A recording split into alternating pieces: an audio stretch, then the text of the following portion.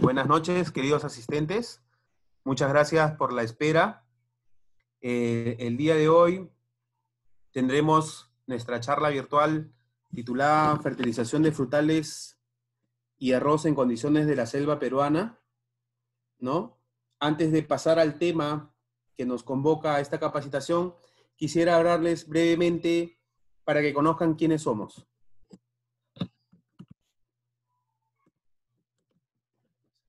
Un momento.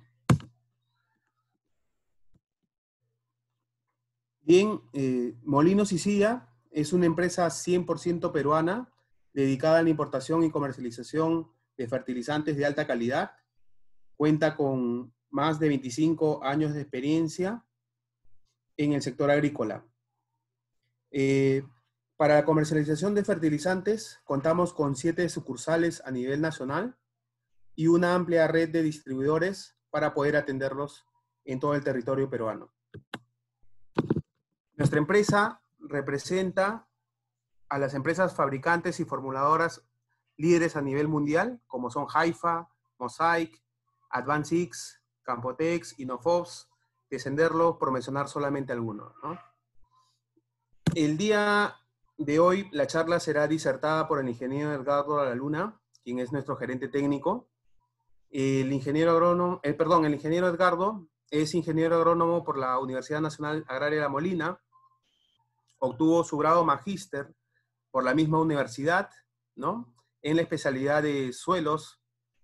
Cuenta con 23 años de experiencia laboral en el sector agrario, más de 20 años como asesor técnico de nutrición mineral de plantas, y cuenta con publicaciones de nivel científico en temas de nutrición mineral en cultivos y desarrollo de tecnologías alternativas.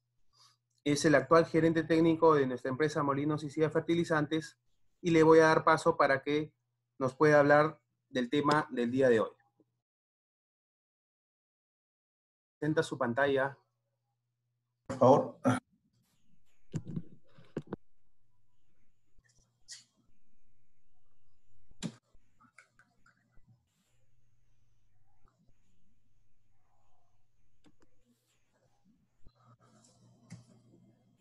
Muy bien, ¿pueden verlo, por favor? ¿Está bien? Sí, se ve. Correcto. Entonces, bien, vamos a empezar con la presentación y bueno.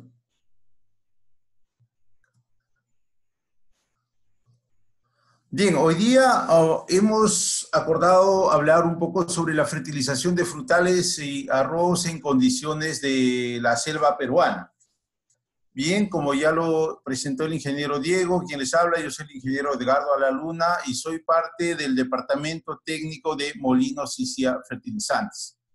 Bien, hoy día vamos a hablar, en primer lugar, hablar de un poquito del tema del cacao. Entonces, hablar de la fertilización, obviamente, nosotros siempre hablamos de la nutrición, de la comida, de las plantas, ¿no? Entonces, entre las labores de manejo, la fertilización integral y oportuna permite conservar una alta productividad, asegurar el ingreso remunerativo permanente y procura una larga vida productiva del cultivo. O sea, por esas razones es que nosotros tenemos que nutrir adecuadamente a nuestro cultivo, es decir, para garantizar, ¿no?, una larga vida productiva del cultivo. Pues a este cultivo es al final la que nos da rentabilidad y es lo que nos está sosteniendo, digamos, a la mayoría de los productores en el campo. Bien, aquí el esquema productivo, por ejemplo, del cultivo de cacao. Como ya se ha dicho, hay algunos factores, el factor clima, el factor suelo, los requerimientos nutricionales, el manejo agronómico en general, más o menos constituye un 83% de los factores de producción. Y luego tenemos la parte genética en sí, las mismas características de la planta o del híbrido, la variedad en este caso, ¿no? El tema fisiológico y las características morfológicas, que eso puede representar un 17%. Por eso, cuando uno trata de cultivar un cultivo como el cacao o cualquier otro, ¿no?, tenemos que ver todos estos factores. Por eso, uno de los factores importantes es el crecimiento de raíces. Y el crecimiento de raíces nos interesa porque gracias a ellas la planta puede tomar los nutrientes y absorber agua.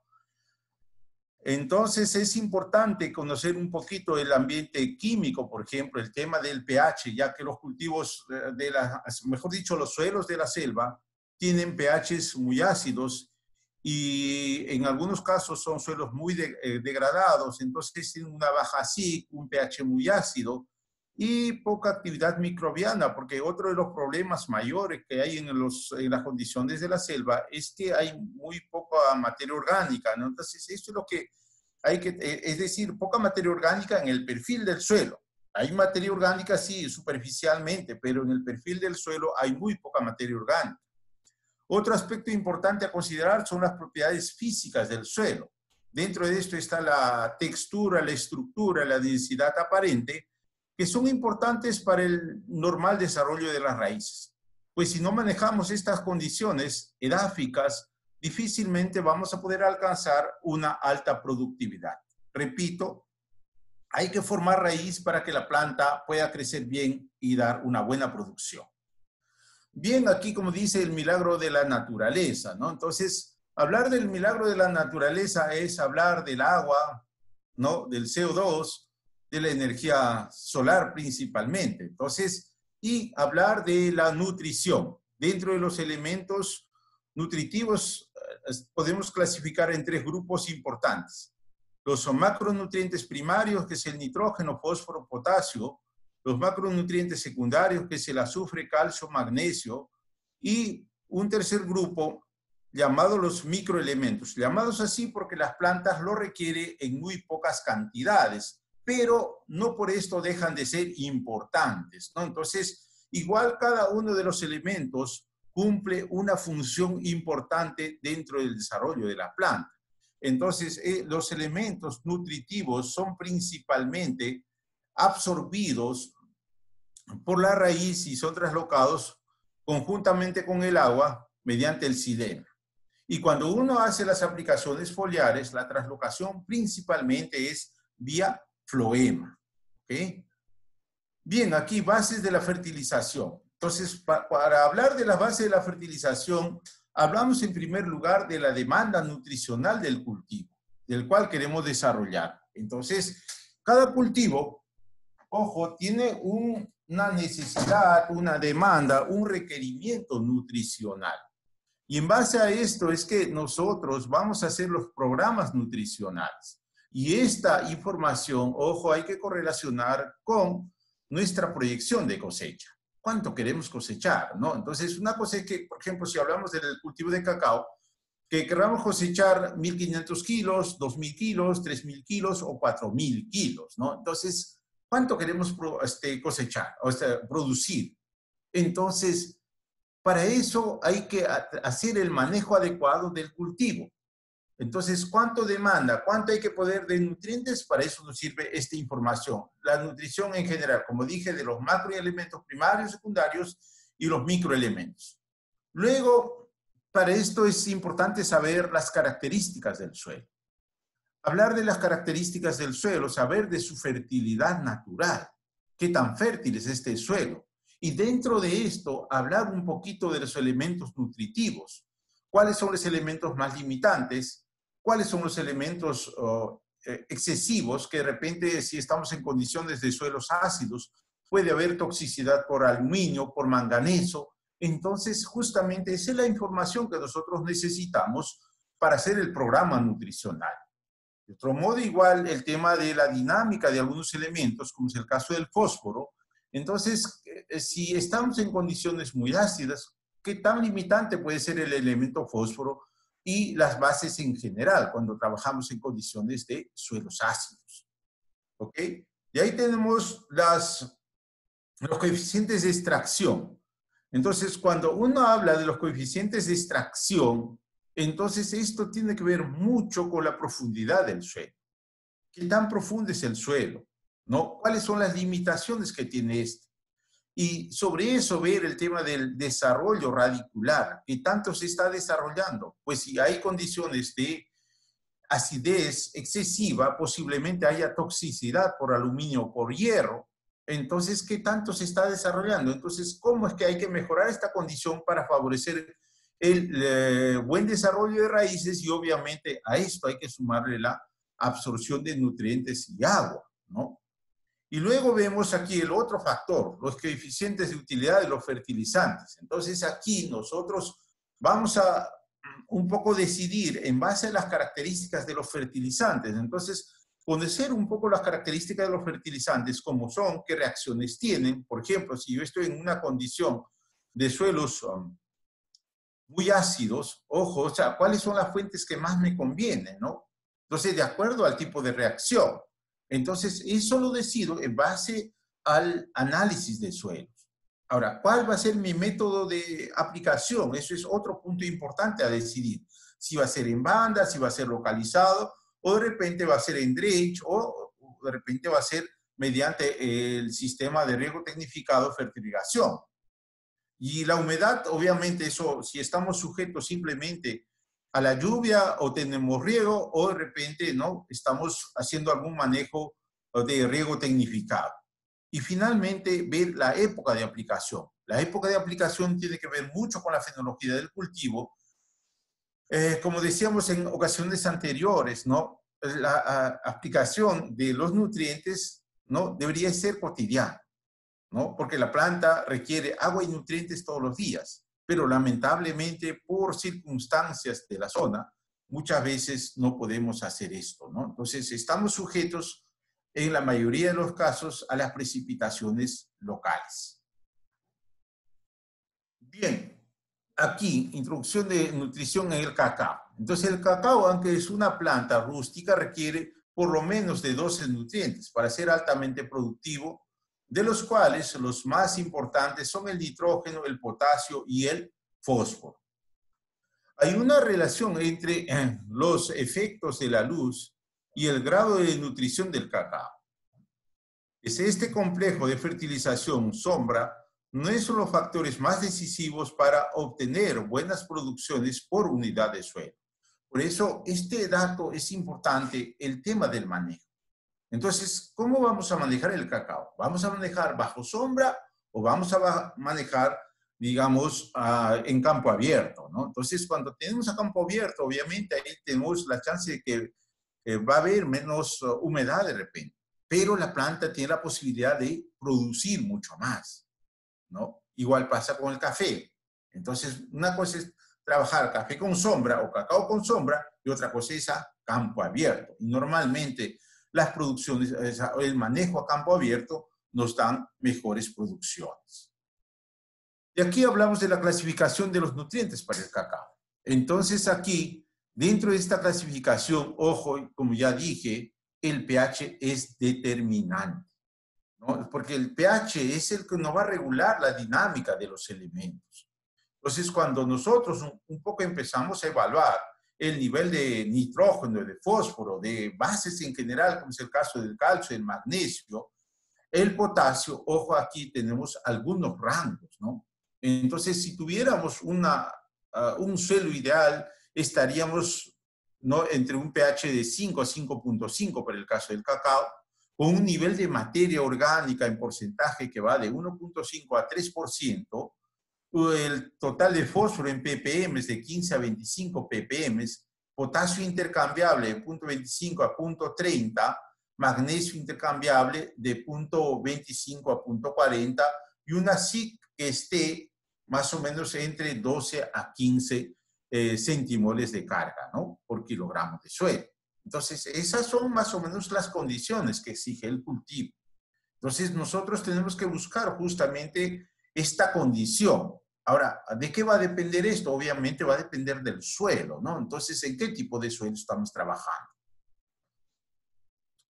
Y hay aquí la cantidad de nutrientes absorbidos por la planta de cacao en diferentes etapas de desarrollo, a nivel de vivero, crecimiento, ¿no?, inicio de producción y plena producción. Entonces, aquí estamos hablando de plena producción, por ejemplo, requerimientos nutricionales del medio en kilogramos por hectárea. Entonces, igual estas son tablas referenciales que vamos a usar para realizar los programas nutricionales en los campos que estamos manejando. los nutrientes absorbidos por cada tonelada métrica, ¿no?, de almendras de cacao seco, experimentado en las variedades nacionales. Entonces aquí igual, para diferentes condiciones tenemos, ¿no?, en la almendra, en el maguey, el total. Entonces aquí, por ejemplo, para el caso del nitrógeno, total 25.3, fósforo en P2O5, 9.9, potasio 48.9, calcio 12.5, magnesio 8.1. En el caso de microelementos, está en ppm 50.40 para el caso del boro y 70.4 para el caso del zinc. Entonces, hay que preocuparnos tanto de los macroelementos como de los microelementos en general. Ahora, respuesta del cacao a la fertilización. Entonces, diferentes resultados se han encontrado respecto a la fertilización del cultivo de cacao. Entonces, la fertilización del cacao en plena exposición solar produce incrementos considerables en el rendimiento del grano seco. Ya dijimos, cuando se suprime todo el sombrío y no se fertiliza, los rendimientos se reducen apreciablemente con el tiempo y la plantación entra en senescencia temprana. Por eso es importantísimo el tema del manejo nutricional. Luego, algunos estudios han demostrado que la fertilización del cacao bajo sombra solamente produce pequeños incrementos en la producción, no es como en campo abierto. Experimentos evaluados por 3 años consecutivos que se iniciaron en una plantación de 9 años de edad demostraron que la aplicación de fertilizantes sin remoción de sombra incrementa la producción en un 25%. ¿Ves? Por eso es importante el tema nutricional. ¿Qué más? Los requerimientos de nutrientes para producir una tonelada de cacao. Entonces, nitrógeno hablamos de 36, fósforo 5, potasio 39, calcio 4 y magnesio 5. Ahora, ojo, esto es desde el punto de vista mineral. Pero si nosotros evaluamos ya desde el punto de vista de comunidad de elementos y cómo que se fertiliza, esto hay que hacer la conversión, por ejemplo, en el caso de fósforo a P2O5, en el caso de K, a K2O, en el caso de calcio, en óxido de calcio y óxido de magnesio, ¿no? Entonces, esa conversión falta y hay que hacer la transformación y con eso vamos a tener valores un poco más altos. ¿Okay? Aspectos sobre el manejo del cadmio en el cultivo de cacao. Este es un punto que yo le he considerado porque sabemos que los productores cacauteros, algunos están teniendo problemas con el tema de este metal pesado llamado cadmio. Entonces, ahora vamos a dar algunos alcances sobre el efecto del cadmio en el cultivo de cacao. Entonces, fisiología de la nutrición mineral de los cultivos. Entonces, aquí todas las plantas absorben nutrientes en forma mineral. Ojo, eso es muy importante. No interesa si viene de la materia orgánica o de alguna enmienda orgánica, pero al final las plantas van a absorber o van a tomar los nutrientes en la forma mineral. Entonces, los macroelementos tienen funciones estructurales o controlan el equilibrio osmótico. Es el caso del nitrógeno, fósforo, potasio, magnesio, calcio y azufre. Entonces, los micronutrientes son constituyentes de enzimas y, por tanto, esenciales en pequeñas cantidades. Es el caso del cloro, el boro, el hierro, manganeso, zinc, el cobre, el níquel y el molibdeno. Otros pueden ser benéficos, como es el caso ocasional, depende, ¿no? El caso del sodio, el silicio, el cobalto, el yodo y el vanadio. Existen elementos que directamente son tóxicos y perjudiciales, aunque el grado de sensibilidad puede variar. Por ejemplo, es el caso del cadmio, el plomo, el mercurio y el arsénico. Entonces, ahí está la función de cada uno de ellos.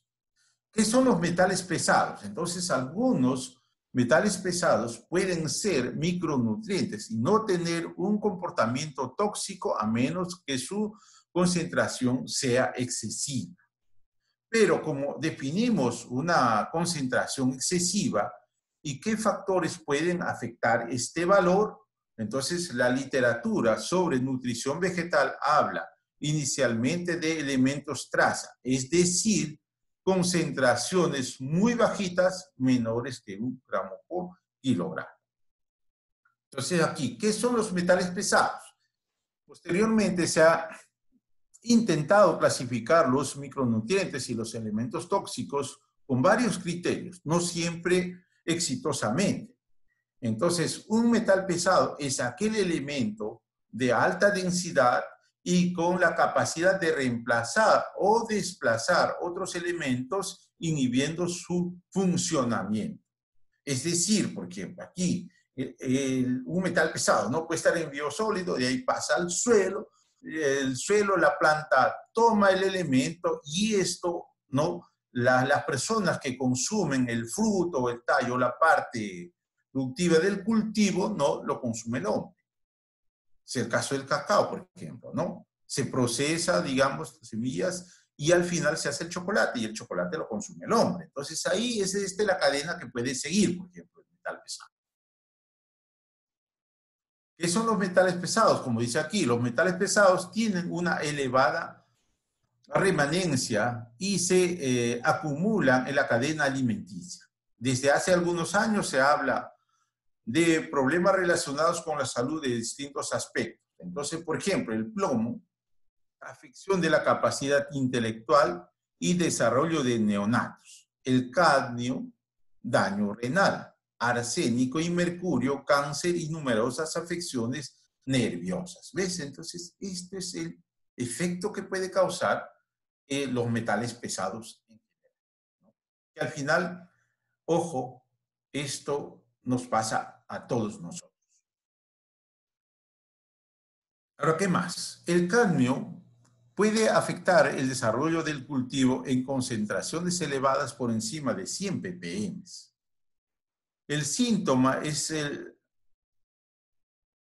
la aparición de deficiencias de hierro. Otros metales pesados afectan el estrés oxidativo de la luz. Entonces aquí pueden observar esas plantas de cacao, vean ustedes, aparenta tener un síntoma de deficiencia de hierro. Pero eso al final, como dice, ¿no? Un metal pesado puede reemplazar a otro en sus funciones. En este caso hay un reemplazamiento del cadmio hacia el hierro. Entonces se muestra la deficiencia de hierro. Por eso es que hablar de las concentraciones, ¿qué tanta concentración tenemos en el suelo? Y cuando vemos que hay cantidades alrededor de 100 ppm o más, entonces ya tiende a ser muy peligroso en el suelo. Y esto, ojo, no solo es para el caso del cacao, esto es para los cultivos en general, ¿no?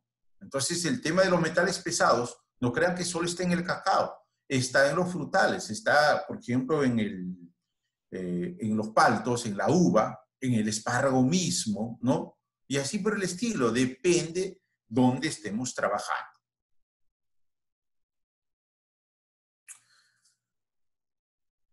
Elementos potencialmente tóxicos. Entonces aquí, la barrera suelo-planta.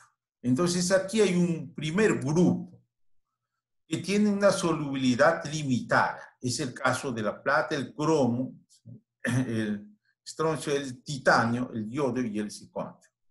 El grupo 2, translocación limitada, arsénico, el plomo, el mercurio y el flúor.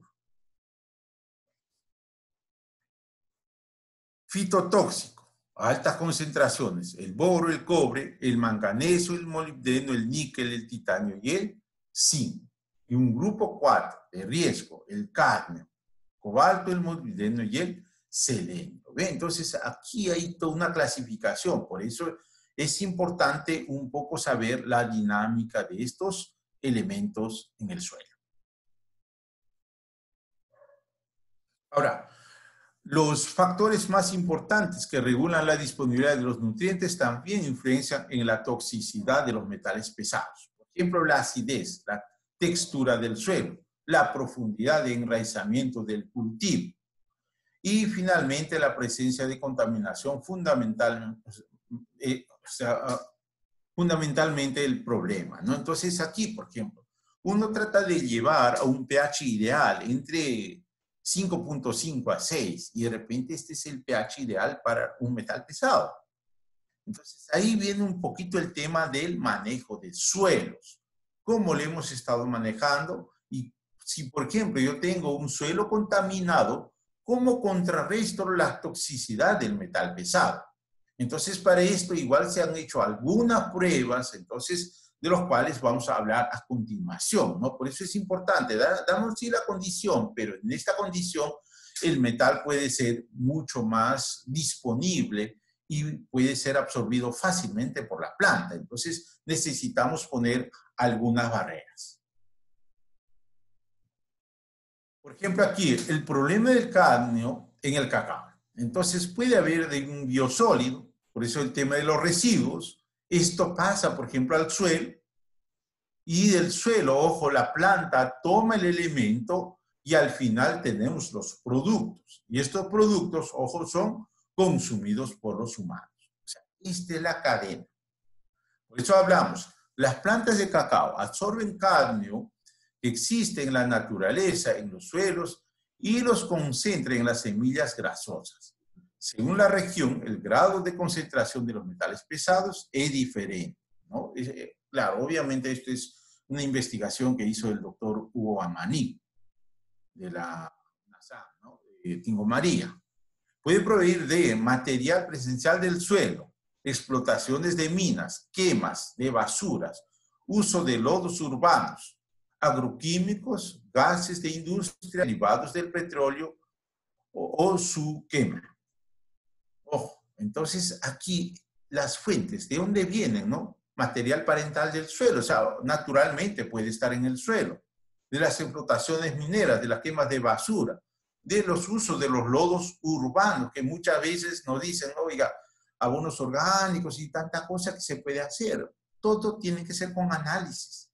El tema de los agroquímicos, ¿no? Entre ellos, bueno, muchos de los agroquímicos para control de plagas y enfermedades, y dentro de esto también podemos de repente incluir algunos fertilizantes, principalmente los fosfatos, ¿no?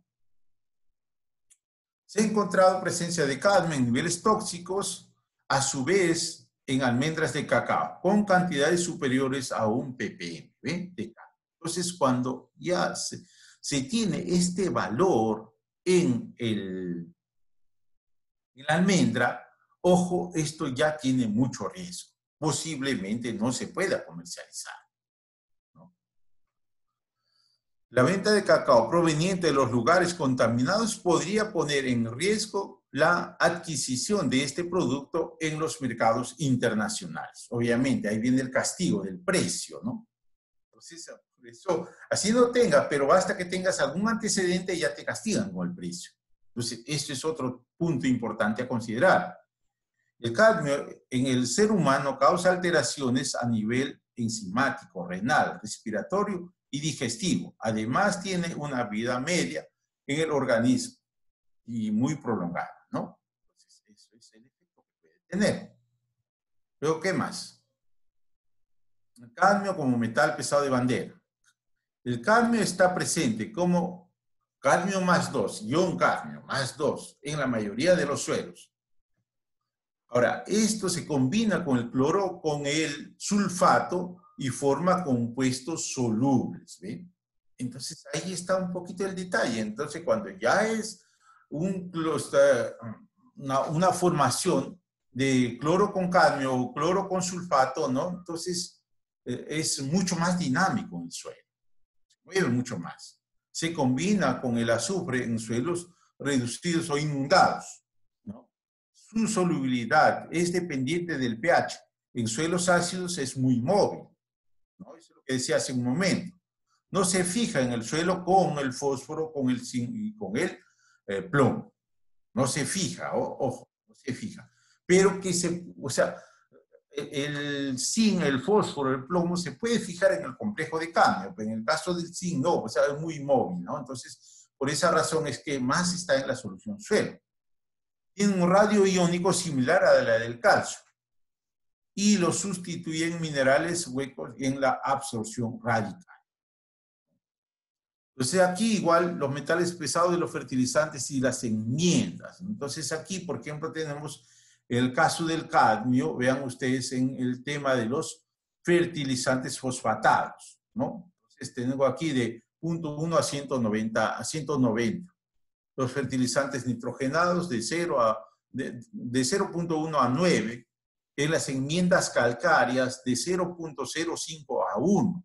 Entonces, aquí es el otro tema, ¿no? Entonces, cuando uno usa, por ejemplo, las enmiendas encalantes, dolomita, ¿no? Carbonato de calcio, etcétera, entonces es bueno evaluar el nivel de cadmio o de metales pesados que estas enmiendas, ¿no?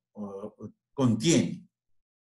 Por eso siempre es bueno analizar todo para de ese modo estar seguro y evitar las contaminaciones. También el cadmio y los metales pesados está en los estiércoles, principalmente en los estiércoles de aves como las de pollo, por ejemplo, ¿no? Es muy común eso. Entonces, por eso ahí hay que tener mucho cuidado con el tema del uso de los estiércoles en general, ¿no? Si uno está haciendo cultivos como cacao, que son cultivos altamente sensibles a la asimilación del cadmio, hay que tratar de analizar. Hasta en el mismo agua de riego puede haber cadmio, ¿no? Entonces, por esas razones, ojo, todo hay que diagnosticar.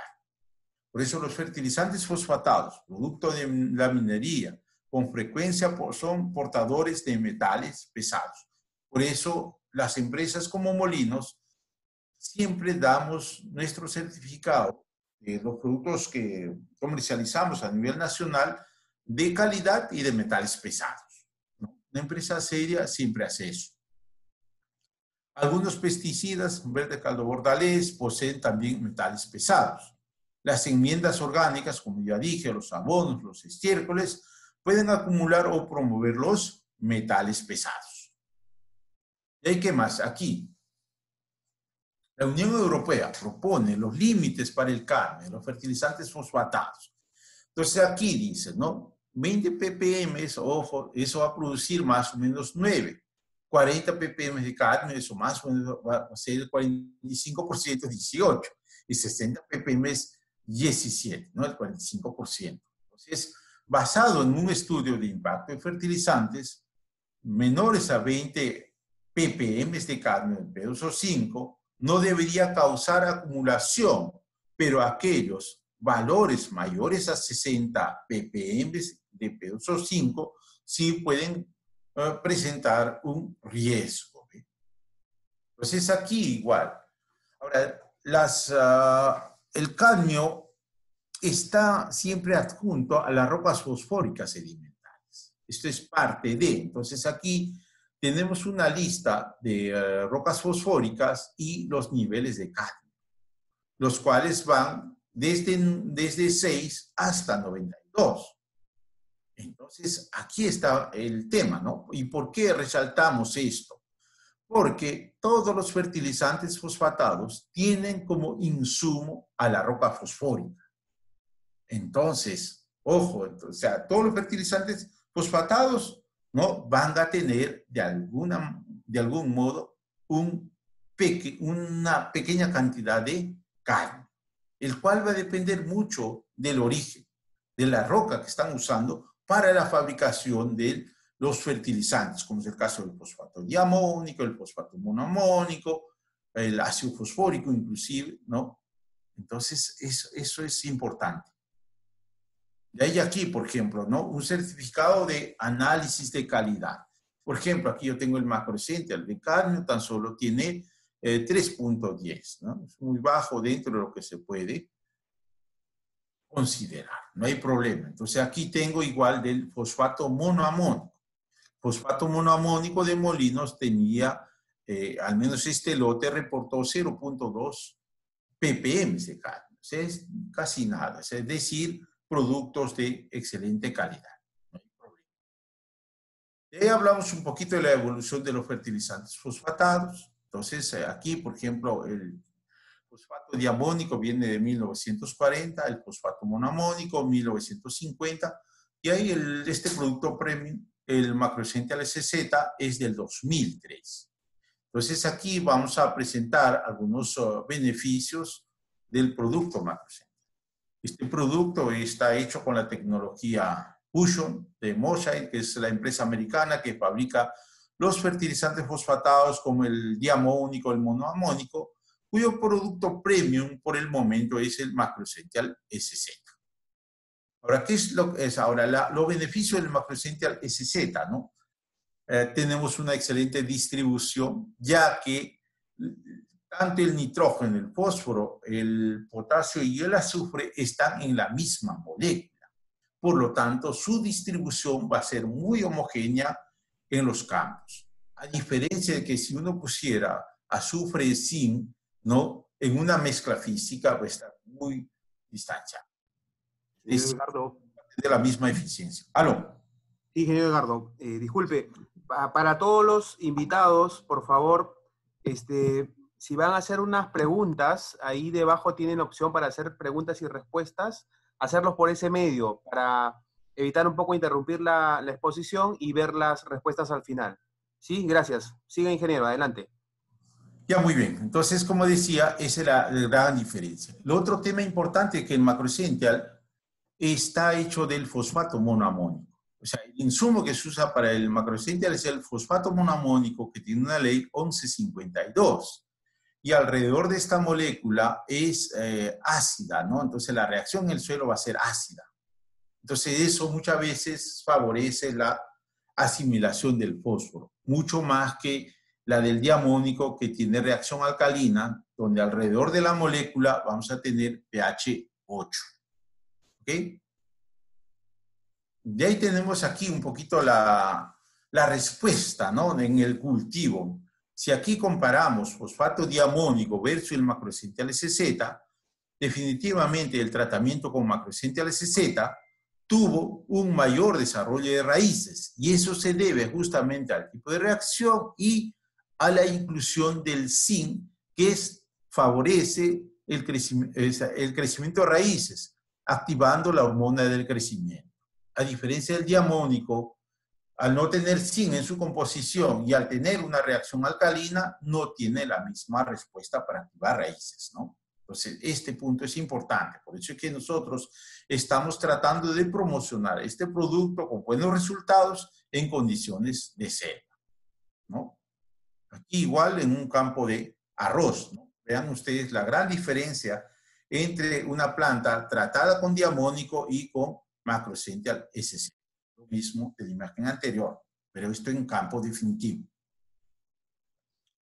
Otros beneficios, por ejemplo, en el caso del cultivo de arroz, vean ustedes con DAP lo que queda de la baba, y aquí con Macroessential no tiene ese efecto. Eso es otro punto importante también. Ahora, el tema de la relación zinc-cadmio. Entonces, como vemos aquí, hay que ver un poco las regiones deficitarias de zinc del suelo. Aquí, por ejemplo, Perú no es ajeno a esto. El Perú no es ajeno a esto, y por eso aquí las regiones donde cultivamos cacao, aquí está en la parte de abajo pintado de rojo, ¿no? Entonces aquí tenemos, por ejemplo, la interacción zinc-cadmio. Entonces en esto, igual, gracias a un estudio que hizo el doctor Chapman, entonces aquí tenemos, y vemos la interacción en la semilla a mayor concentración de zinc, menos concentración de cadmio. Esa es la relación que hay aquí, ¿no? Ahí está. Esa es la relación. Por eso es importante el tema, o sea, aparentemente inhibe la absorción, o sea, es decir, la mayor concentración de zinc de alguna manera va a inhibir la mayor absorción de cadmio. Este es un punto importante porque tanto el cadmio como el zinc tienen carga +2. Entonces, entre ellos compiten para poder ser absorbidos por la planta. Ahora, la dinámica del cadmio. Entonces aquí, pruebas de balance nutricional en minerales que permitan establecer una disminución de cadmio en los granos. Entonces aquí es importante. A nivel de almendra, se obtuvieron los siguientes resultados. Vean ustedes. A mayor nivel de calcio es menor el nivel de cadmio. Bueno, como ya dije, ¿no? Entonces esto es porque el calcio es carga +2, al igual que el cadmio. Entonces compiten entre ellos. A mayor nivel de magnesio, igual, el cadmio es menor. A mayor nivel de fósforo es menor el cadmio. Ahí viene otro punto importante. ¿Por qué? Porque ambos son absorbidos por difusión. Entonces, si yo concentro fósforo, ojo, inhibo la absorción de cadmio. Eso es otro punto importante a considerar. A mayor nivel de zinc, menos concentración de cadmio. Finalmente, a mayor nivel de hierro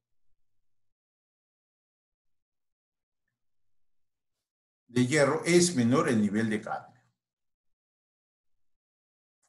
Es decir, determinar la extracción total y devolver a la planta. ¿Aló? ¿Me escuchan? Diego. Ingeniero, se escucha fuerte. Por favor, su cámara, si la pudiera prender, por favor, ingeniero, para que lo puedan ver los asistentes. Ya, un segundo. Pero sí se escucha fuerte y claro. Ya. Muy bien, como que aquí me sale un mensajito que me preocupa.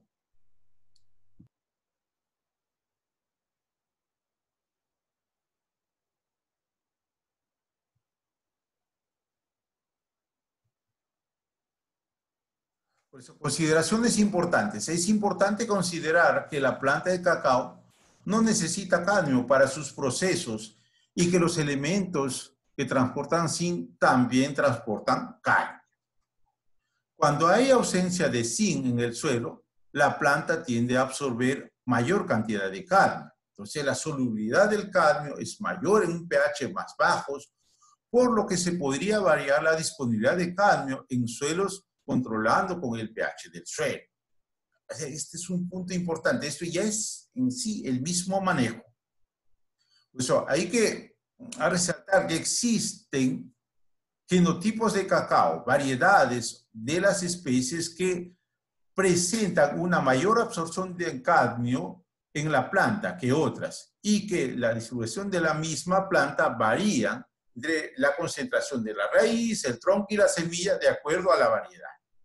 Este es otro punto que nosotros tenemos que tener en cuenta, ¿no? Entonces, de repente, si estamos trabajando en una zona donde hay riesgo de que haya problemas de contaminación de cadmio, entonces una alternativa es que también veamos qué especies, ¿no?, son las que pueden tolerar un poco la absorción del cadmio. Por lo tanto, un genotipo que transporte cadmio por la raíz y tronco y mejor que un genotipo que lo transporta a la semilla, ya que la semilla es la materia prima principal para la producción del cacao. En la misma consideración, las variedades que debe tener en cuenta, existen variedades de cacao que asimilan menos cadmio del suelo, las cuales deben estudiar mejor y propagarse, ¿no? Entonces, esto como sugerencia. Finalmente, yo tengo aquí algunos ensayos donde trabajamos el cacao, la fertilización del cacao aplicando de medio kilo a 750 gramos por planta, ¿no? Entonces ensayamos diferentes fórmulas como el NPK, es el Molimax Café, el Molimax Frutales, el Molimax Palma y aquí tengo el tratamiento Testi. Entonces veamos aquí las producciones, ¿no? Esta mezcla Molimax Palma 16820 me da muy buenos resultados, como ven aquí. A diferencia, por ejemplo, del Molimax Frutales, que es la que menos produjo, y el Molimax Café, que también nos trabajó bastante bien, ¿no? Entonces, estas son las condiciones, y aquí ya la cosecha misma del productor, vean, la producción muy variable en tamaño, ¿no? Entonces, esto ya nos dice mucho de que cómo estamos manejando la nutrición del cacao. Ahora, estos son los resultados y evidentemente, como decía, ¿no?, los mejores resultados lo obtuvimos con la mezcla Molimax Palma, seguido del Molimax Café y finalmente el Molimax Frutales. Muy bien, otros ensayos, por ejemplo, que hicimos con el Macroessential. Aquí, por ejemplo, ensayos en café, los 60 días, vean ustedes, con diamónico y con Macroessential y el testigo. Y ahí tenemos a los 90 días, a los 120 días.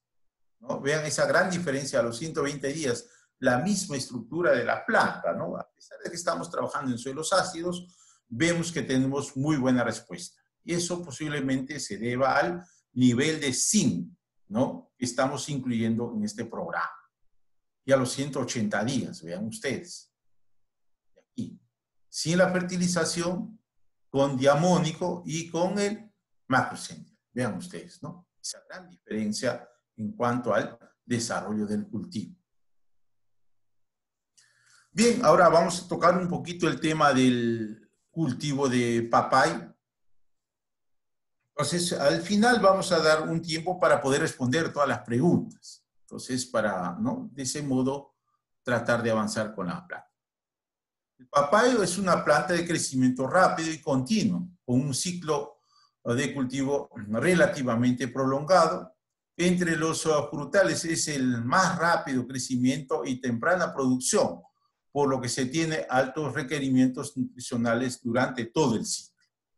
Entonces, la papaya muestra una buena respuesta a las aplicaciones de fertilizantes minerales y materia orgánica.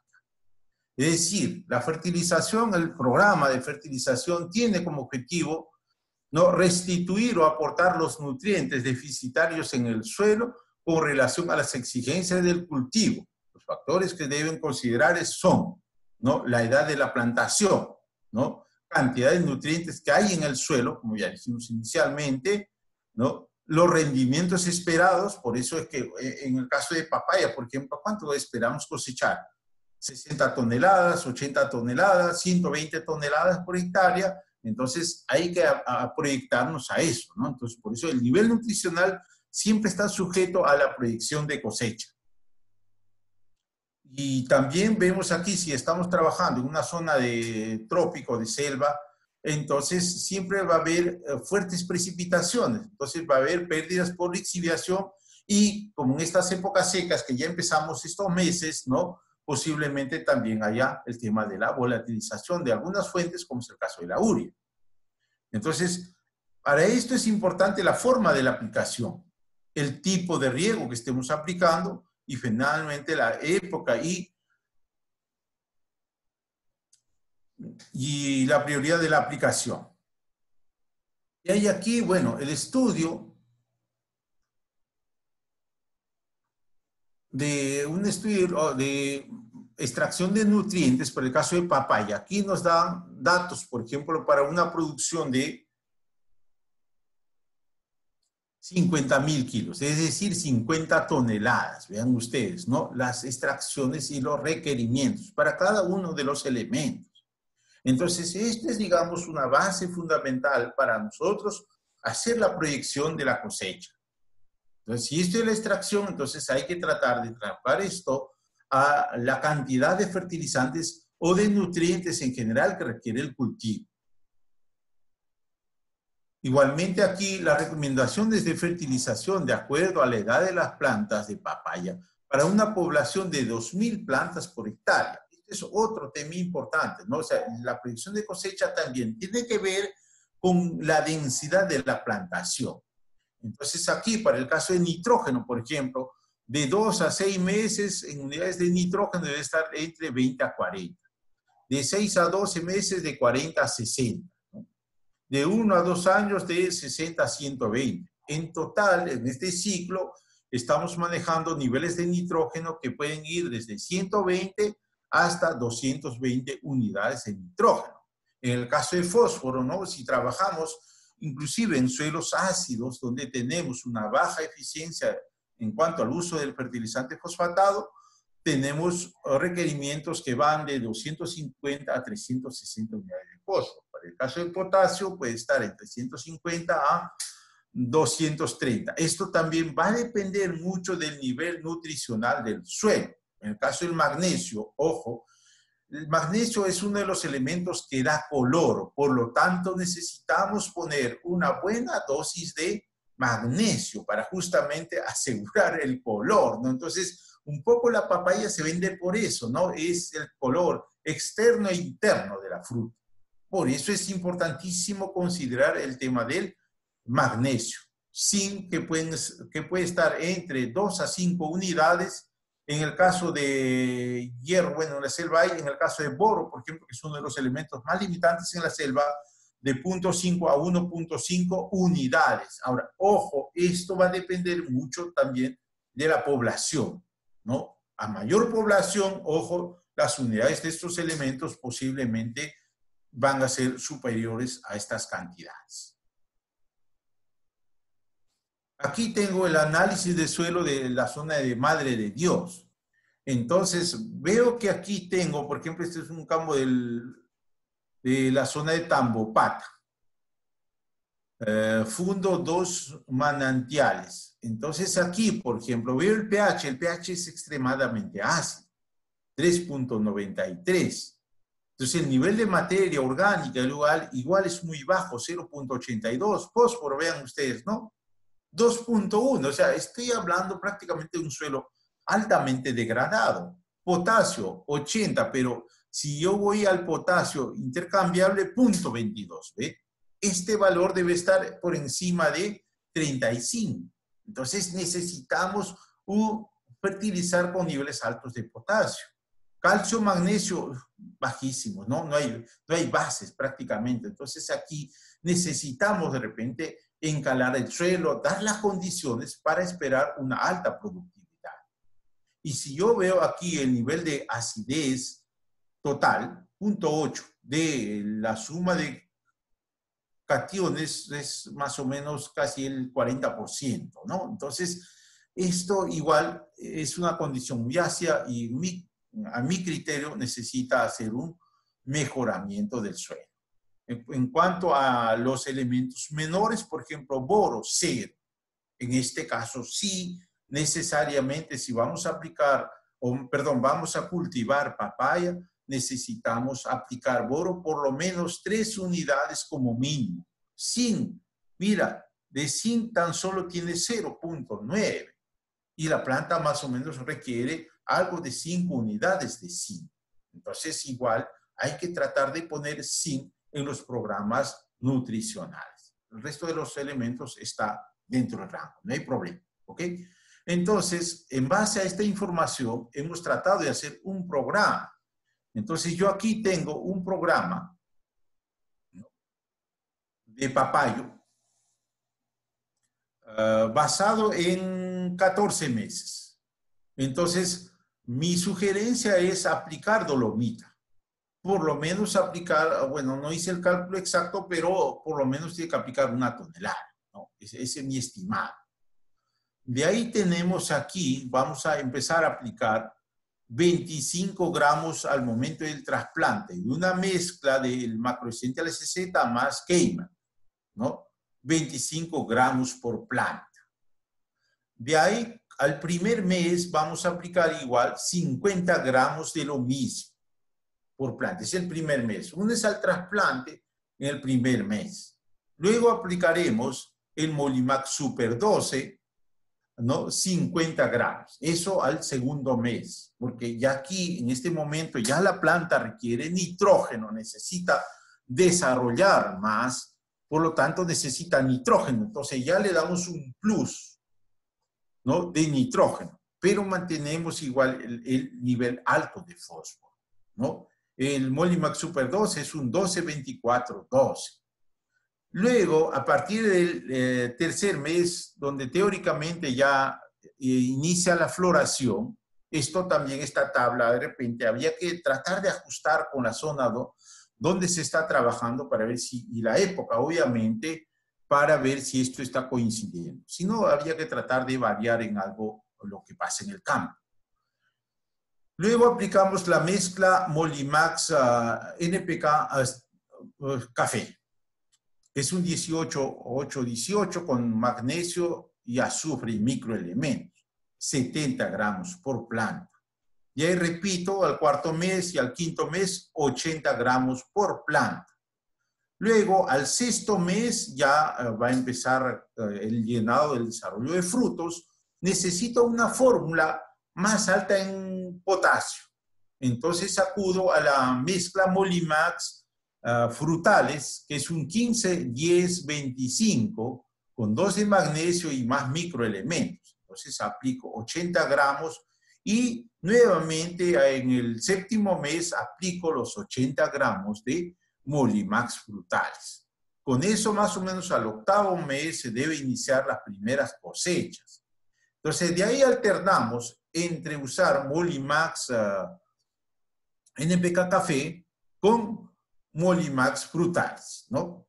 Entonces alternado hasta el 14 meses. Y con eso vamos a lograr una fórmula de abonamiento en los 14 meses de 340 de nitrógeno, unidades de nitrógeno, 225 de fósforo y 429 de potasio, magnesio 57 y zinc 6 y 2 de boro aproximadamente. Ahora, a esto igual habría que tratar de considerar el calcio. Entonces, ojo, o sea, aquí no le he colocado el calcio, pero sí es importante poner algunas dosis de calcio. Aquí repetimos una fórmula con la mezcla Molimax Café. Es muy similar a la anterior, simplemente cambia la fuente y todo es igual. ¿Okay? Y las fuentes que estamos sugiriendo son estas. El Macro Essential, el K-Mac, el Molimax Super 12, NPK Café, Molimax Frutales y el Molimax Café. Entonces, con estas fuentes estamos armando nuestro programa nutricional. Ahora, el programa de fertilización para papayo, porque no todo es edáfico. Yo sé que en la zona de Madre de Dios hay muchos que están usando fertirriego. Entonces hay que tratar de manejar un programa, ¿no? Entonces aquí igual estamos manejando un programa con el fosfato monoamónico, el nitrato de magnesio, el magnesal, el multicafaz, nitrato de potasio, el sulfato de amonio, o esto puede ser cambiado también por nitrato de amonio y nitrato de calcio, ¿eh? Entonces aquí estamos manejando un programa de fertirriego basado en la siguiente información. Entonces aquí, por ejemplo, en NPK tendríamos 333, en fósforo 225, en potasio es un poco alto, de repente habría que hacer algunos ajustes, eso va a depender del análisis del suelo de la zona donde se está trabajando, pero para la condición del suelo que yo tengo, ojo, más o menos esta es la sugerencia que yo tengo, ¿no? Porque el nivel de potasio era bajísimo y nosotros necesitamos calidad. En el caso del magnesio 60, parecido al anterior, y calcio casi 79.5, ¿no? Entonces, esto es un buen programa que lo pueden hacer en la zona. Las fuentes, se repito, son el fosfato monoamónico, el nitrato de magnesio, el multicafaz, nitrato de potasio, nitrato de calcio, bueno, por ahí para complementar con un sulfato de zinc heptahidratado y de repente ácido bórico, ¿no? Incluir dentro del programa. Y ahí tenemos aquí la distribución de cada uno de los elementos. Y ahí simplemente aquí comentar, ¿no? La relación nutricional, 1.71, 1.43. Entonces aquí hay una primera nota. Entonces las unidades totales programadas surgen del conocimiento del suelo. Puede parecer un poco altas, pero hay que considerar que el ciclo del cultivo es largo. O sea, es decir, el papayo no estamos fertilizando para un año, nosotros estamos fertilizando por lo menos para casi año y medio, ¿no? Entonces, por esa razón es que las unidades aparentemente parecen ser muy altas. Y se busca altos rendimientos y calidad de frutos de papayo, ¿no? Obviamente, eso es lo que nosotros queremos con este programa, ¿no? Tener, digamos, frutos de excelente calidad. Por eso existe buena compatibilidad entre el fosfato monoamónico y el sulfato de amonio. Pueden disolverse y aplicarse juntos. Existe una buena compatibilidad entre el nitrato de potasio ácido, el multicafaz, el magnesal y el nitrato de calcio. Si se quiere, pueden disolverse y aplicarse juntos en el mismo tanque. No hay problema de riesgo de precipitación. Más bien una recomendación aquí.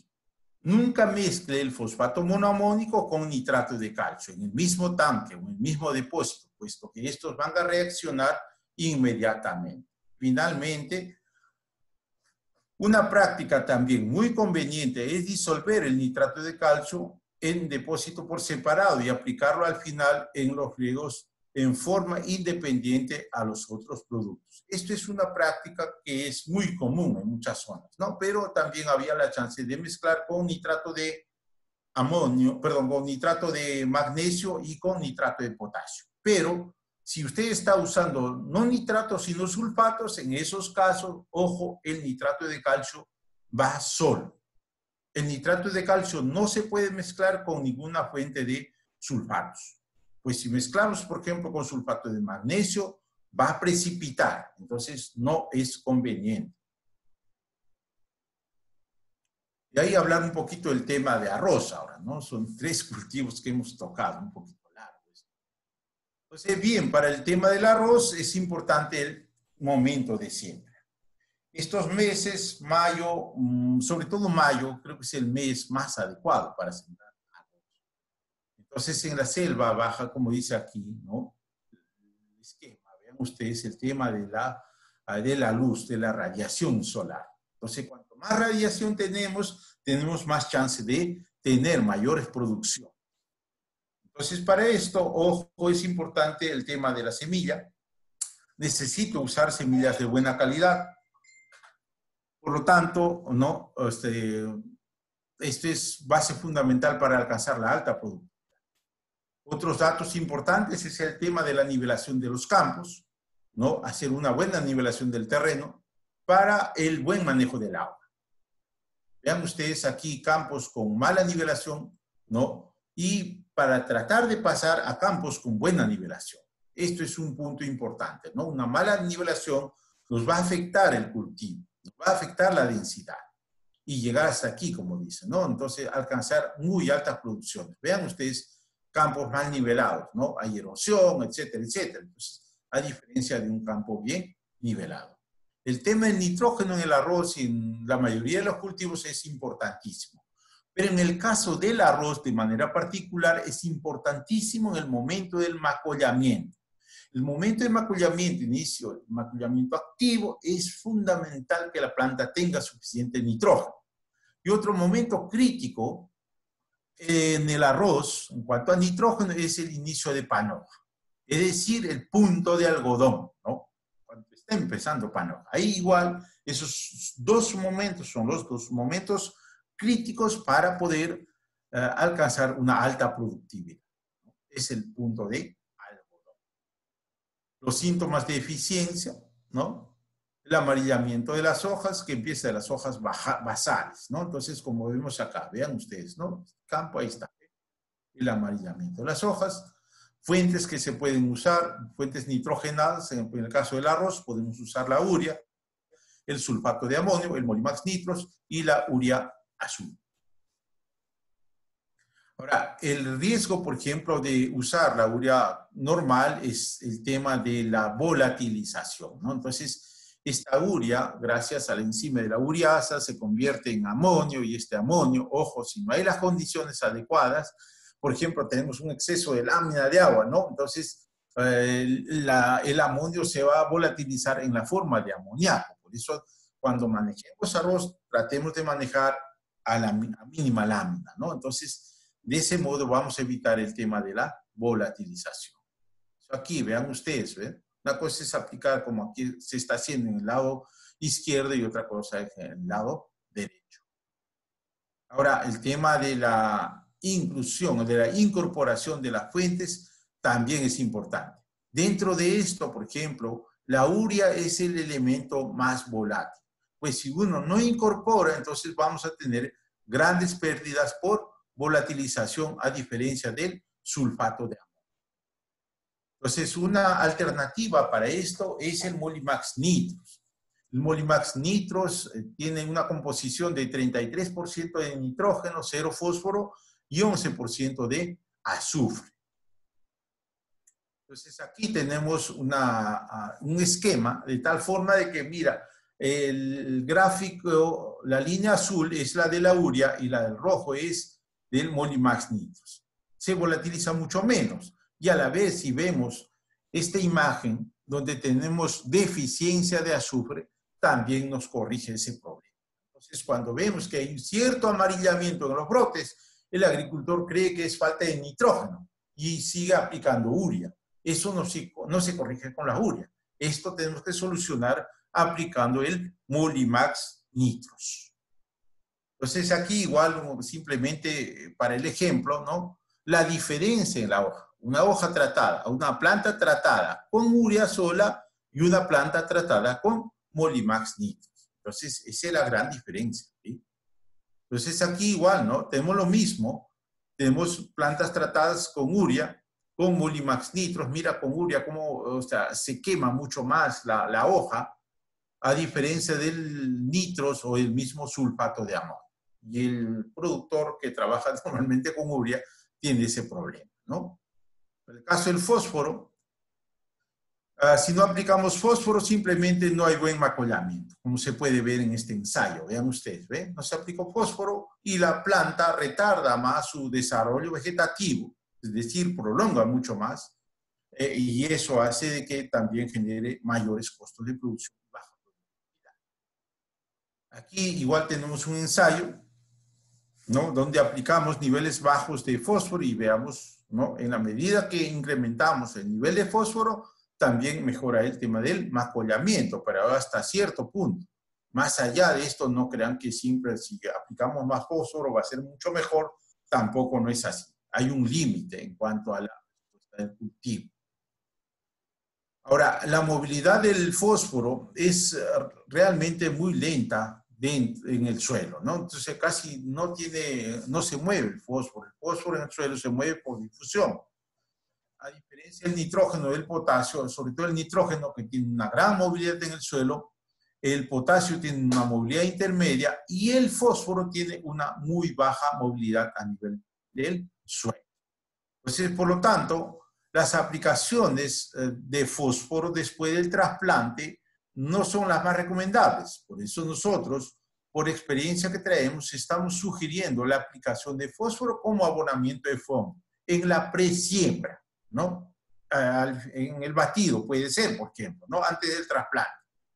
Eso es una buena alternativa. Vean ustedes, aquí tenemos un ensayo, por ejemplo, esto es en condiciones de seco, ¿no? Aplicamos la mezcla fósforo más potasio y luego pasa el tractor. Ahí está, ¿ve?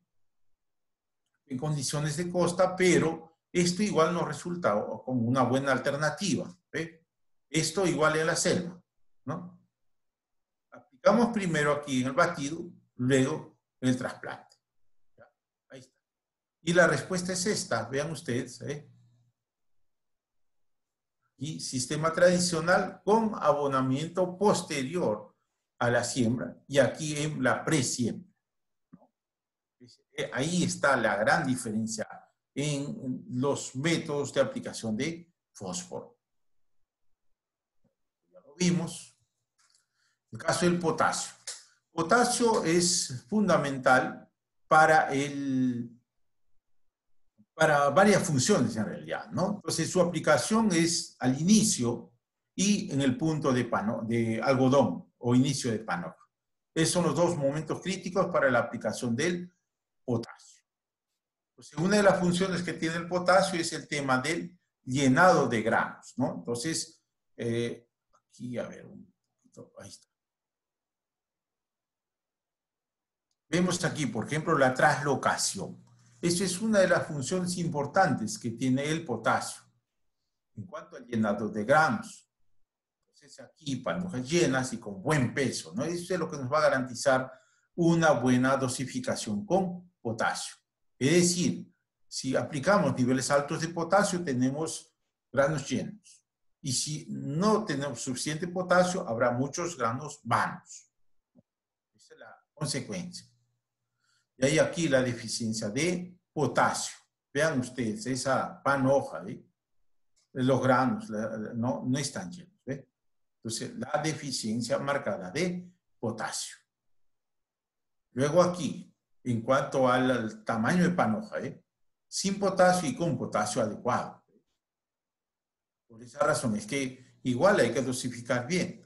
Ahora, en la zona donde se está cultivando arroz, ahí en la zona de Madre de Dios, habría que analizar bien el suelo. Si los suelos son ácidos, la sugerencia es que hay que hacer una recuperación de esos suelos, hay que tratar de encalar, hay que mejorar las condiciones. Las fuentes de potasio para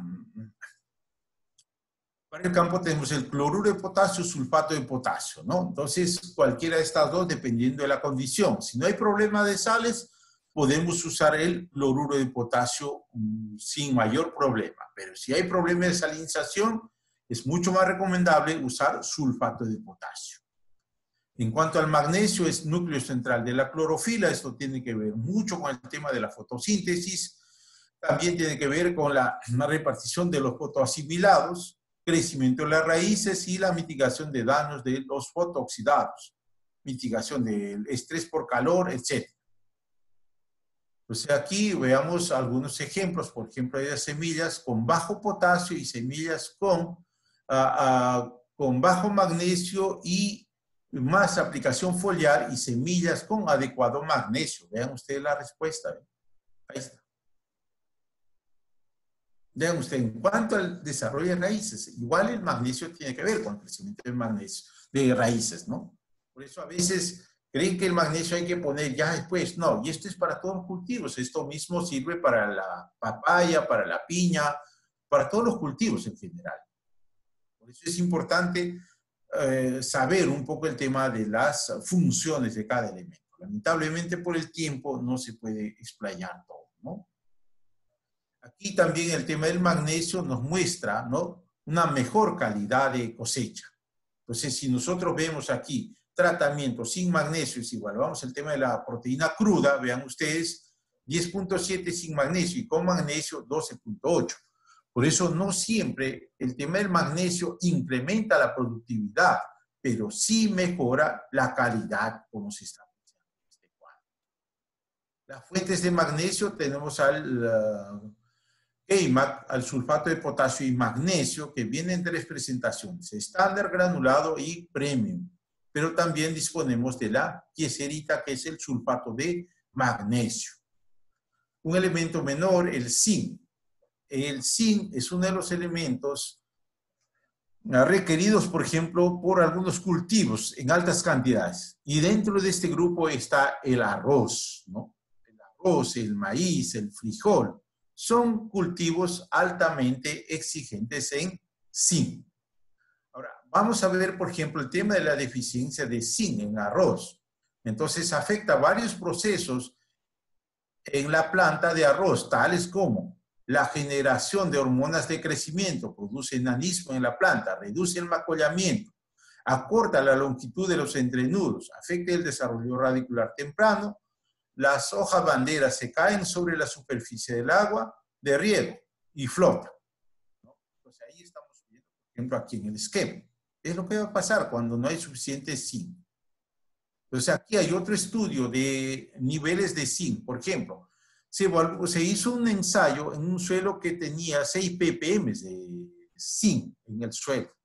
Entonces 0 zinc, 0.5 ppm de zinc y 5 ppm de zinc. Y vean ustedes la respuesta. En otro campo, en otro suelo, donde tenía 18 ppm de zinc, sin aplicación de zinc, con 0.5 ppm de zinc y con 5 ppm de zinc. Vean ustedes la respuesta, ¿eh? ¿No? Es muy positiva, por eso la inclusión de zinc en los programas nutricionales es fundamental. Ahora aquí, como dice aquí, ensayo de arroz con microcential y Molimax nitros, por ejemplo en Cámara. Vean ustedes aquí simplemente una respuesta. Aquí tengo el tratamiento con DAP y aquí tengo el tratamiento con macrocential. ¿Ve? Aquí, ¿qué diferencias encontramos? Vean estas hojas quemadas con DAP. Aquí no ocurre eso. Vean esto, ¿ve? Esa es la diferencia. Que aquí, cuando tenemos el tratamiento con macrocential, tenemos, ojo, una mejor sanidad también. Aparte, obviamente, de tener mejor calidad, la sanidad y el llenado es hasta el final. Las hojas no se queman como que ocurre acá. Es con DAP y urea, y esto es con el macrocential más el Molimax nitros. Esta fórmula igual no funciona en la selva. O sea, eso es lo que estamos haciendo. Por ejemplo, en la zona de Ucayali hemos estado ensayando, igual en el Alto Mayo se está trabajando así. Y aquí igual, por ejemplo, se hizo un ensayo, pues es el mismo resultado, ¿no? Entonces, aquí otro tema importante, hoy día se habla del tema de la biofortificación de los cultivos, entonces evaluamos aquí el nivel de proteínas con el tratamiento del productor, que era con DAP, ¿no? 13.18. Sin embargo, aquí con niveles de zinc era, creo que se cambió acá. Sí. El nivel de zinc 10.67 versus 12.67. En realidad estos niveles son muy bajos. Actualmente se están haciendo investigaciones y lo que se está sugiriendo es que el nivel de zinc en los granos de arroz debe estar alrededor de 30 ppm. Y a pesar de esto, seguimos siendo muy bajos. Y si esto es en la costa, en la selva y en otras zonas, los niveles deben ser mucho menores. Por lo tanto, ¿no? Es un tema que igual tenemos que seguir investigando. Igual aquí el tema de la sanidad, lo que decía, ¿no? Con DAP y urea versus aquí con Macroessential con Sulpomac. Las fuentes de zinc, Macroessential, el F727 y el sulfato de zinc heptahidratado. Boro, simplemente ya para terminar, importante para la formación del tubo polínico y el grano de polen. Aquí es donde tiene otra participación el zinc. Activa el grano de polen favoreciendo la fecundación.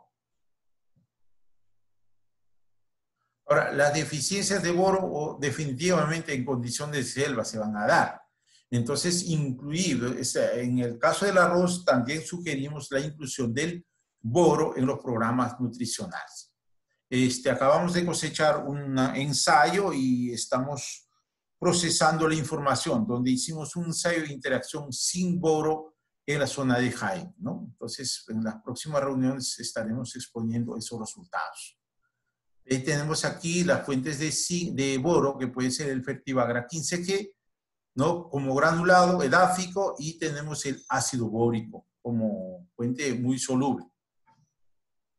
Programación de la fertilización. Para la primera fertilización en selvas, sugerimos aquí por el nivel muy bajo que hemos visto de 2 a 4 bolsas de Macroessential, mezclado con 2 a 3 bolsas de cloruro de potasio. Esto en la primera fertilización, terminando el fangueo, después del fangueo, ¿no? O sea, antes del trasplante. Luego sugerimos de 4 a 6 bolsas de Molimax nitros, ¿no? Luego sugerimos de 4 a 6 bolsas de Molimax nitros y aquí incluimos el Keimac o el Sulpomac, ¿no? De 1 a 2 bolsas. Eso también va a depender del análisis del suelo de la zona. Y finalmente aquí estamos sugiriendo igual de 4 a 6 bolsas de Molimax nitros más 1 a 2 bolsas de Keimac para garantizar un buen llenado de granos.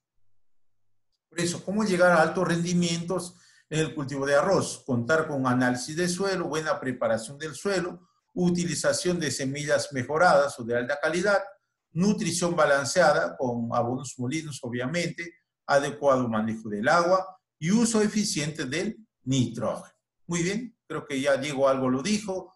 Molinos es una empresa peruana. Nosotros somos importadores de fertilizantes y damos cobertura nacional con los fertilizantes, ¿no? Entonces, son nuestros almacenes. Una vez que llegan los productos del barco, llega al almacén, inmediatamente lo envasamos y lo almacenamos. Están viendo aquí, ¿no? Bueno, tenemos productos genéricos como, por ejemplo, la urea, el fosfato diamónico, cloruro, Keimac, etc. Tenemos una línea de mezclas Molimax, Molimax 2020, Molimax Moli 16, Molimax Café, Molimax Maíz, Molimax Frutales y Molimax Papa Sierra, ¿no? También tenemos Molimax genéricos como el 2020, el Super 12 y el Moli 16. También tenemos una línea de abonos foliares llamados Polyfib de origen israelí. Tenemos Polyfib 115217 para inicio y prefloración, 2121 multipropósito y bonus NPK para desarrollo de frutos. También contamos con una línea de productos para fertirrigación, como son los nitratos de potasio, el fosfato monopotásico, el ácido fosfórico, el fosfato monoamónico, entre otros, ¿no? También tenemos el multimicromix, mix de microelementos quelatados a base de hierro. Bueno, la dupla ganadora, como ya dije, es Macro Essential con el Molimax Nitros para el caso del arroz, creciendo juntos. Muchas gracias, muy agradecido a todos, muy amables. Gracias, ahora sí estamos listos para las preguntas. Cualquier comunicación conmigo a ese correo edgardoag@molicom.com.pe o al celular 4x9-00760. Muchísimas gracias, señores, por su paciencia. Espero que esta práctica haya sido de utilidad para todos. Bien, yo estoy listo a las preguntas. Ingeniero Edgardo, por favor, si deja de compartir la pantalla y también si puede encender su cámara, por favor. Ya, correcto. Un segundo.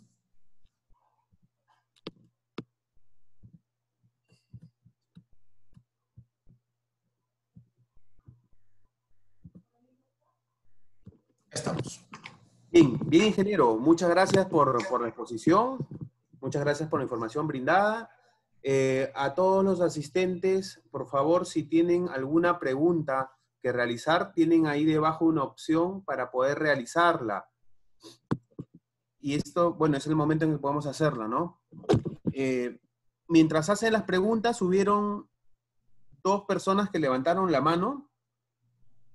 César, si me apoyas, por favor, que es el señor José Víctor Zambrano. De repente tiene una pregunta para que nos pueda decir. A ver, si le puedes activar el micro, por favor.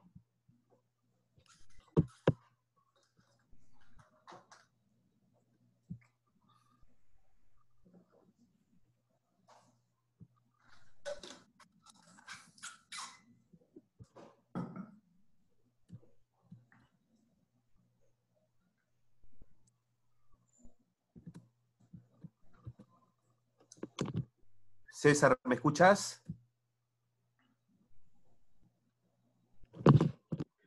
Sí, Diego. Sí. Ya no está el señor José Zambrano. Hay una pregunta ahí.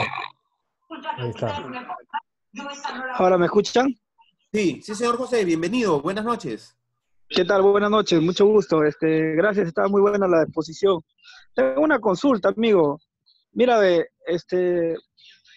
bastante nos recomiendan el tema de fertilización con productos que tengan bastante calcio acá para la convención Quillabamba. El detalle es, según teoría, dicen que cuando mezclamos el calcio con un fósforo, forma un fosfato dicálcico que es poco asimilable para la planta. También cuando mezclamos el calcio con el azufre, forma un sulfato de calcio que tampoco no es asimilable para la planta. Pero al momento de hacer la mezcla, yo en tema de granulados, veo que no hay ese efecto, ¿no? Quisiera que si me puedes un poquito profundizar ese tema. Y claro que cuando hago un drench o un fertirriego, ahí sí, imposible hacer esa mezcla de un calcio con otras fuentes como fósforo y azufre. Muy bien, a ver, es cierto lo que usted acaba de decir, o sea, está en lo cierto, o sea, nunca se mezcla un fosfato con calcio, por ejemplo. Igual, si usted va a hacer la mezcla nitrato de calcio con fosfato diamónico o con alguna fuente de fósforo, inmediatamente no va a precipitar porque está mezclando sólidos, pero una vez que va al suelo, ambos reaccionan y ahí precipitan y forman un fosfato de calcio que no es soluble. Y el otro caso común es lo que acaba de decir también usted, ¿no? Un sulfato X, sulfato de magnesio, sulfato de potasio, sulfato de amonio, con nitrato de calcio. Igual, eso en el suelo, o sea, granularmente ahí va a mezclar, normal, no hay problema. Pero en el suelo, ya cuando usted incorpora, inmediatamente va a formar yeso. Y el yeso, ojo, es una forma no disponible, o sea, es sulfato de calcio. Y el sulfato de calcio no es soluble, por lo tanto la planta no lo va a poder asimilar. Por esa razón es que la aplicación del nitrato de calcio al suelo, o sea, en condiciones edáficas, va solo. No se puede mezclar con ningún otro fertilizante. Es de preferencia que vaya solo, y solo cuando ya usted, por ejemplo, hace una primera fertilización, si hablo de cacao por decir, ¿no? Ya hice una primera fertilización, y sobre esa primera fertilización yo espero unos 10, 15 días, veo que las raíces se activaron y yo puedo bolear el nitrato de calcio en el plato, ¿no? Entonces, esa es la manera correcta como se aplica el calcio. Pero, ojo, el calcio no se mezcla con los fertilizantes. De preferencia, bajo esas condiciones, el calcio va solo. ¿Ok? Muy bien, ingeniero. Sí, César, el siguiente participante que levantó la mano fue el señor José Quispe.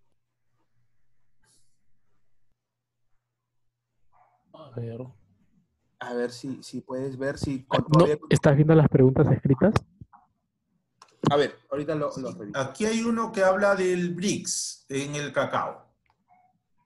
No, es el señor Pablo Palacios. Bien, cuando hablamos del tema del BRICS, el BRICS principalmente se relaciona mucho con el tema del potasio, ¿no? Entonces, aquí en Cacao, buenas noches, el cacao también toma importancia el grado BRICS para asegurar una buena calidad de chocolate, ¿no? La consulta de los elementos intervienen. Bueno, aquí principalmente el potasio es uno de los elementos que tienen una relación muy directa con el tema del BRICS, al igual que el calcio y el magnesio también. Y el mismo boro, ¿no? Esos son los elementos que participan en el BRICS en general, ¿no? Para todos los cultivos, incluido el cacao. Ahora, otra pregunta aquí del señor Ronald Chaui Muñoz, ¿no? Usar microessential y fosfato triple de calcio para suelos con pH ácido en zona tropical, a pesar de que esto es reacción ácida. Ya, bueno. El uso del fosfato o superfosfato triple de calcio y el macroessential, ambos tienen reacción ácida, es cierto, pero de acuerdo a las condiciones que estamos trabajando, por ejemplo, igual en suelos ácidos, tenemos resultados positivos. Ahora, ¿de qué depende? Esto depende principalmente del poder buffer del suelo. Si yo tengo un suelo que tiene una capacidad de intercambio catiónico más de 10 y un nivel de materia orgánica más de 1.5 a 2, entonces no tengo mayor problema. O sea, lo que aplicamos al suelo con los fertilizantes es mínimo, porque tampoco no es que estemos aplicando, pues, ¿cuánto? O sea, normalmente los frutales como el cacao, la palma aceitera o algunos cultivos como las piñas, por ejemplo, no son tan exigentes en fósforo. Entonces, los niveles de fósforo que se aplican son relativamente bajos. Entonces, no hay ningún problema. Por eso, en los ensayos que hemos hecho, bajo estas condiciones de suelos ácidos, sí hemos tenido respuestas positivas en selva, ¿no? Entonces, hemos hecho un ensayo actualmente, bueno, no lo he mostrado aquí, pero tenemos unos ensayos en palma aceitera en pH 4.1 y los resultados del macroessential es mucho mejor que con el diamónico y el triple, ¿no? El triple también es el número 1 es el macroessential, el segundo es el triple y en tercer lugar viene el fosfato diamónico. Entonces, por esas razones es que ahora es diferente, por ejemplo, si uno va a trabajar en suelos relativamente arenas francas o arenosos, ahí sí pueden ser un poco complicados usar estas fuentes de fertilizantes porque bajo esas condiciones la reacción es inmediata. Ahí sí casi no hay poder buffer del suelo, por lo tanto se va a notar, mejor dicho, simplemente no recomendaría bajo esas condiciones, pero bajo las condiciones anteriores que dije, donde tiene una SIC mayor a 10 y un nivel de materia orgánica cercano a 2, no hay mayor problema. ¿Ok? De ahí aquí hay otra pregunta de Roy Vargas. ¿Podría explicar las características físicas que presenta el Sulpomac, K-Mac, que en algunos agricultores observan cristales? Eso generalmente genera dudas sobre la pureza. En realidad, el K-Mac o el Sulpomac son cristales. Es el origen, por eso yo mostré las tres formas en las que se presenta el Sulpomac. Tenemos un estándar que es uno de los más finos, que son cristales Luego tenemos el granulado, que son cristales mucho más grandes, y el premium, que está hecho de los cristales más chiquititos, pero que está pelitizado. Eso es el K-MAC o el Sulpomac.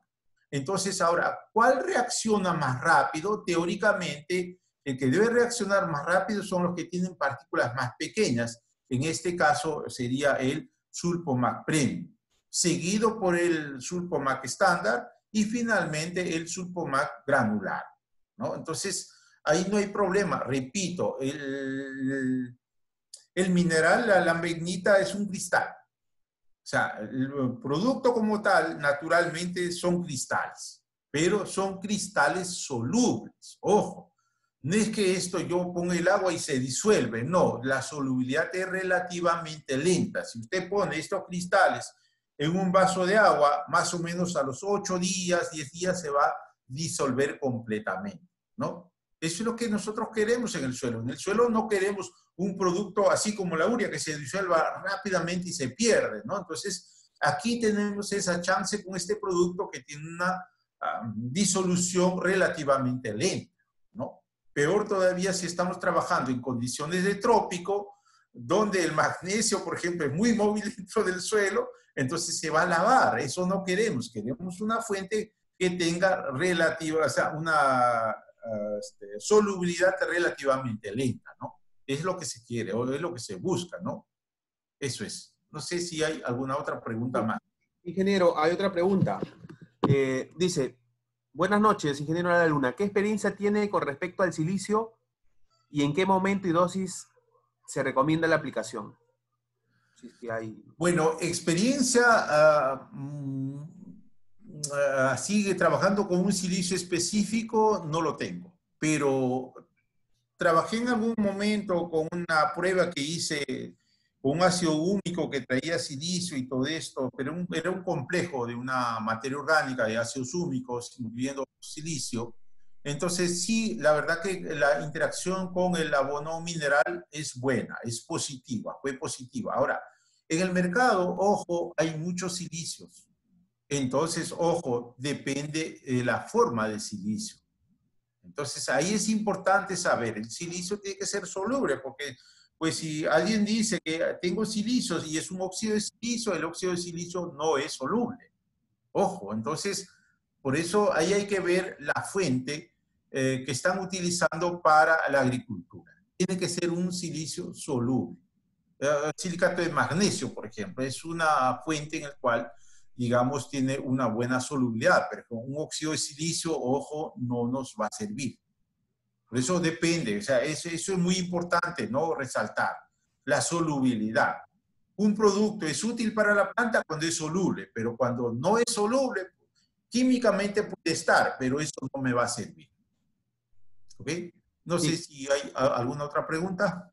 Sí, tenemos unas 4 más y creo que son las últimas. Bueno, aquí dice, en suelos salinos, ¿cuál es la mejor fertilización? Entonces, vean ustedes, dependiendo del cultivo, ¿no?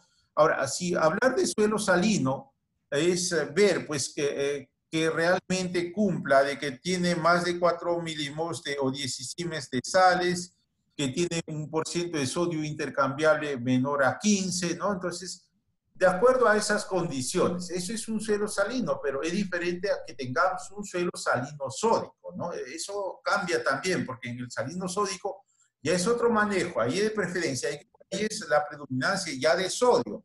Y cuando ahí es ese caso, entonces de preferencia primero es echar yeso, y en el suelo salino simplemente tratar de usar fertilizantes de bajo índice salino, ¿no? Ahí, por ejemplo, si dependiendo del cultivo que quiere manejar, si está manejando un cultivo que no sea arroz, entonces un nitrato de amonio, por ejemplo, es una buena alternativa, ¿no? Ahí no aplicaría, por ejemplo, ni urea ni sulfato de amonio, porque los índices salinos son altos. Entonces, en esos casos prefiero no arriesgarme. En cuanto a potasio, principalmente trabajaría viendo un poco el tema de las sales.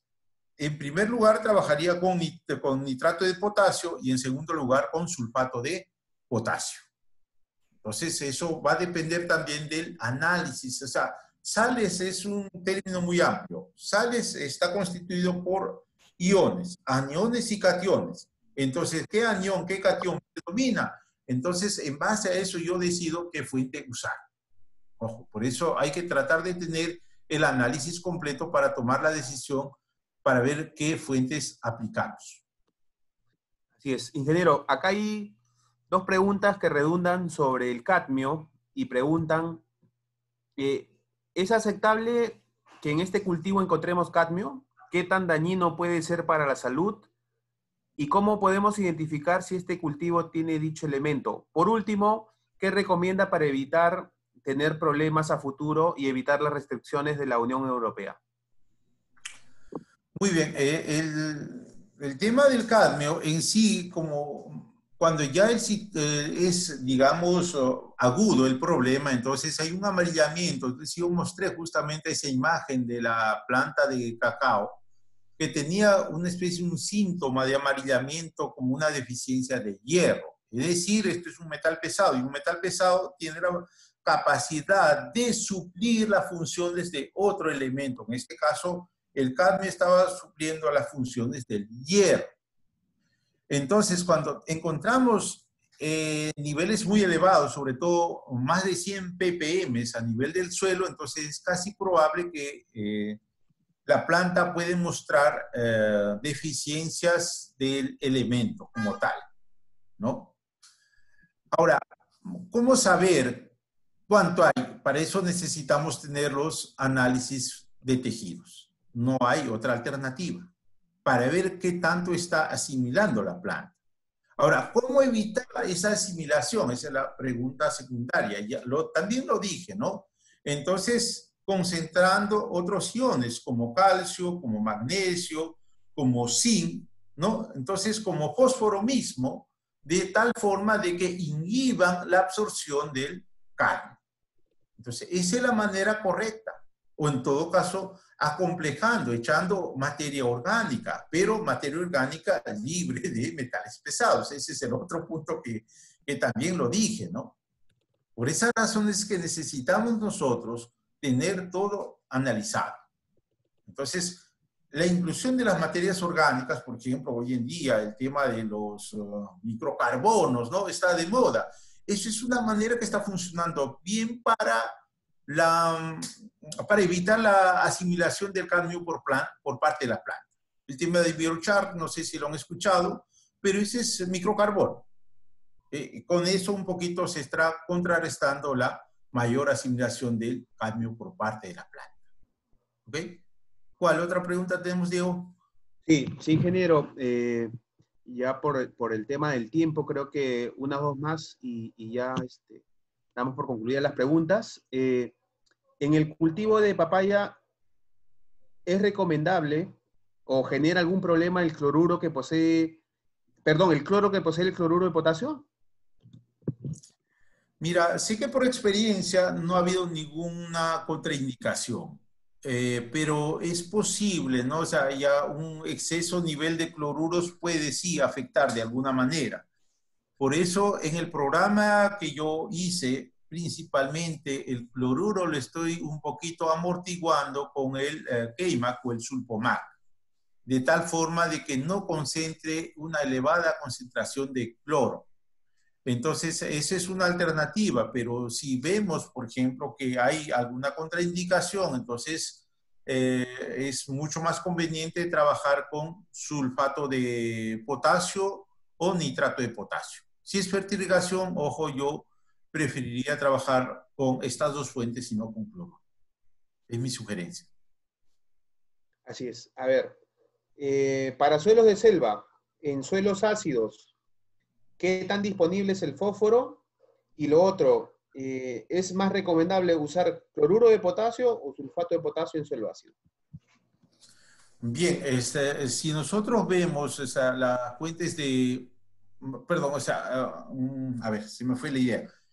Cuando habla si usar, por ejemplo, cloruro o cuál sería el impacto del cloruro, el sulfato, mira, en condiciones de selva normalmente, dependiendo de los cultivos que manejemos, ¿no? Entonces, el cloruro no ha tenido una gran contraindicación, ¿no? Entonces, al menos eso es lo que se reporta hasta el momento, por un tema de costo y todo eso. El cloruro era sigue siendo una buena alternativa por el bajo costo, ¿no? A diferencia de las otras fuentes, ¿no? Entonces, por esa razón, bueno, por el momento los cultivos que se trabajan en la selva normalmente tampoco no son cultivos tan exigentes en cuanto a calidad. Entonces, habría que ver, pero si ya tenemos una exigencia del mercado, entonces habría que tratar de cambiar la fuente, porque eso es un requisito. Pero por el momento, mientras no haya la alta exigencia, podemos seguir trabajando con cloruro. La otra pregunta, ¿cuál era la primerita? Sí, sí, ingeniero. Sí, eran dos. Sí, claro. Fósforo. Sí, ¿qué tan disponible es si tenemos aluminio? Ya. La fuente de fósforo, mira, en realidad si estamos trabajando, es que la selva no todo es de suelos muy ácidos, ¿no? El problema del fósforo empieza cuando el pH es menor de 5.5. Entonces a pH 5 hay una fuerte fijación con aluminio y pH cercano a 4 hay una fuerte fijación con hierro. Por lo tanto, ¿no? Entonces ahí tenemos las restricciones. Y el problema del fósforo, ojo, alcanza su máxima disponibilidad entre pH de 6 a 6.5. Entonces, ahí está la restricción, de alguna manera, por eso creo que hoy día no lo presenté, pero hay una tablita de disponibilidad del elemento de acuerdo al pH. Por eso, el pH ideal para el fósforo va de 6 a 7. Es el pH ideal. Pero por debajo o por encima de ese valor hay limitaciones en su disponibilidad. ¿Ok? Sí, ingeniero. Sí, gracias. Aquí la última pregunta dice, apliqué el Microessential en suelo salino en cultivo de arroz y me salió baba de sapo. ¿Es debido al producto? ¿Podría ser otra condición que se dé? Mira, en realidad yo mostré ahí la foto de justo unos campos en Chiclayo, suelos salinos, y era todo lo contrario, ¿no? O sea, con DAP salía baba de sapo, y con el Macroessential no salió baba de sapo. Y esa foto lo mostré en la imagen. Ahora, no lo sé, habría que ver la condición del campo del señor. En este campo, al menos en particular, no hubo nada de eso, ¿no? Pero sí hubo en el tratamiento con diamónico, pero con el Macroessential no lo hubo, ¿no? Entonces es un poco raro que eso haya pasado. No sé, sería tema de revisarlo, porque tampoco no podemos decir que todos los suelos son iguales, ¿no? Entonces, habría que revisar un poquito, pero en principio el resultado que tengo fue completamente diferente.